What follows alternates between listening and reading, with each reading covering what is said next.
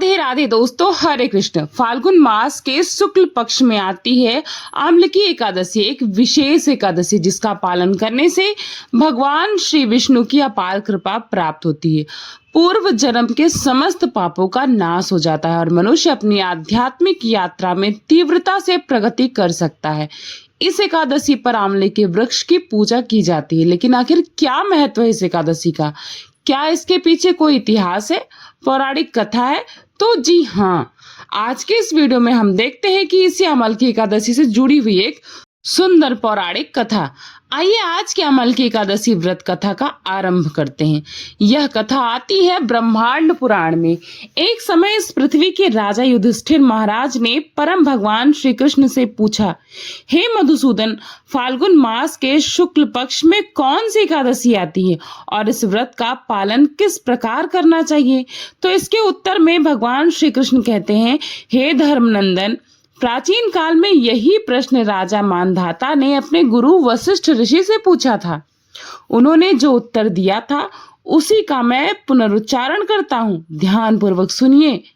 ऋषि वशिष्ठ ने कहा, फाल्गुन मास के शुक्ल पक्ष में आने वाली एकादशी को अमल की एकादशी कहते हैं। जो व्यक्ति इस व्रत का पालन करता है उसे जीवन के अंत में वैकुंठ या विष्णु लोक की प्राप्ति होती है। जब इस सृष्टि का सृजन हो रहा था उस समय गर्भोदक साईं भगवान विष्णु के थूक से एक तेजस्वी बिंदु प्रकट हुआ। वह बिंदु पृथ्वी पर गिरा। उसी में से एक वृक्ष की उत्पत्ति हुई। जब देवताओं ने इस वृक्ष को देखा तो उन्हें आश्चर्य हुआ और फिर एक आकाशवाणी हुई, यह श्री विष्णु का अत्यंत प्रिय अमल की वृक्ष है। जो भी व्यक्ति आज के दिन यानी इस वृक्ष की उत्पत्ति के दिन उसकी पूजा करता है उससे आध्यात्मिक जगत की प्राप्ति होती है। इस प्रकार वशिष्ठ ऋषि ने अमल की वृक्ष के महात्म्य को दर्शाने के बाद एक पौराणिक कथा कहना प्रारंभ किया। प्राचीन काल में एक विदिशा नामक राज्य था। वहां के राजा थे चंद्रवंशी राजा पाशबिंदु। उनका एक अन्य नाम था चित्ररथ। उनके राज्य में सभी प्रजा उत्तम विचार, श्रेष्ठ चरित्र और सात्विक संपत्ति से युक्त थी। इस राज्य में सभी मनुष्य सद्गुणी और आस्तिक थे। राजा चित्ररथ स्वयं अत्यंत शक्तिशाली, विनम्र, समृद्ध और वैदिक ज्ञान में निपुण थे। वे भगवान शिव के उपासक थे और हर मास में आने वाली दोनों ही एकादशियों का श्रद्धापूर्वक पालन करते थे। इस प्रकार अनेक वर्षों तक राजा और उनकी प्रजा ने सुख संपन्न जीवन व्यतीत किया। एक बार फाल्गुन मास के शुक्ल पक्ष में अमल की एकादशी आई। इसके महात्म को जानते हुए राजा चित्ररथ ने संपूर्ण राज्य में यह घोषणा करवाई कि सभी प्रजानन गंभीरता पूर्वक इस पवित्र एकादशी व्रत का पालन करेंगे। जब एकादशी का दिन आया तो राजा ने नदी में स्नान किया और अपनी प्रजा के साथ उस मंदिर में गए जहां अमल के वृक्ष था। सर्वप्रथम राजा और अन्य अग्रणी संतों ने इस वृक्ष की पूजा की। उसे जल, उत्तम छत्र, स्वर्ण, हीरे, मोती, सुगंधित धूप, दीप और नैवेद्य अर्पित किया और फिर भगवान श्री हरि से प्रार्थना की कि हे प्रभु, इस जगत में यह व्रत करने वाले हर मनुष्यों पर अपनी कृपा बनाए रखना, उसे सारे पापों से मुक्त करना। संपूर्ण रात्रि राजा और प्रजा उसी वृक्ष के पास जागरण करते रहे और उन्होंने क्या किया तो उन्होंने भगवान विष्णु को दिव्य कथा का श्रवण किया और भगवान के पवित्र नामों का जाप किया। अब इस पूरे कार्यकाल के दौरान उस स्थान पर एक शिकारी आ गया।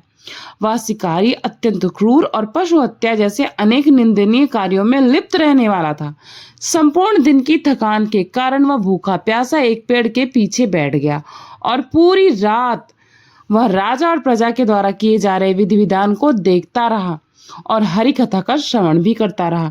जब सूर्योदय हुआ तो राजा और प्रजा ने अपने एकादशी व्रत का पालन किया और अपने राज्य में वापस लौट गए। शिकारी भी अपनी झोपड़ी में वापस आ गया।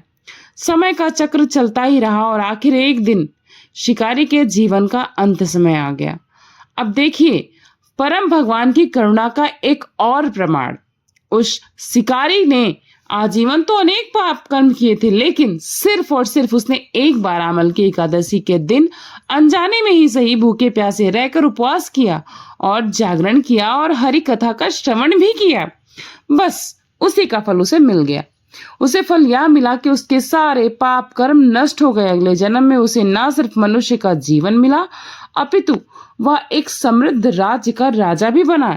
इस जन्म में उसे जयंती नामक राज्य के राजा विदुरथ के पुत्र वसुरथ के रूप में जन्म मिला। अपने पिता की मृत्यु के बाद वसुरथ राजा बने और उन्होंने संपूर्ण राज्य पर सुखपूर्वक शासन किया। राजा वसुरथ अत्यंत शक्तिशाली, बुद्धिमान, भगवान श्रीहरि के परम भक्त थे। वे राजकीय मामलों में निपुण थे और साथ ही सदैव भगवान श्रीहरि की प्रेम में भक्ति सेवा में लीन रहते थे।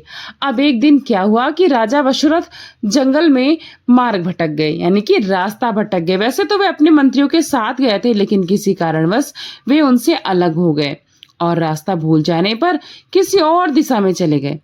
अब संध्या होने वाली थी। राजा को भूख प्यास अत्यंत थकान लगी हुई थी, इसीलिए वे एक वृक्ष के नीचे विश्राम करने लगे। विश्राम करने के लिए लेटे थे, उनकी आंख लग गई। उसी क्षण कुछ आदिवासी वहां पर आए जो कि शत्रु थे और राजा को मारने की योजना बनाने लगे। और फिर उन्होंने एक के बाद एक राजा के ऊपर अस्त्र शस्त्र का प्रहार करना आरंभ कर दिया। लेकिन आश्चर्य की बात यह थी कि उनका भी एक अस्त्र राजा को स्पर्श तक नहीं कर सका। यह देखकर वे अत्यंत हैरान हो गए। आदिवासी शत्रु अभी तो कुछ सोच ही रहे थे कि उतने में राजा के शरीर से एक दैदीप्यमान स्त्री प्रकट हो गई।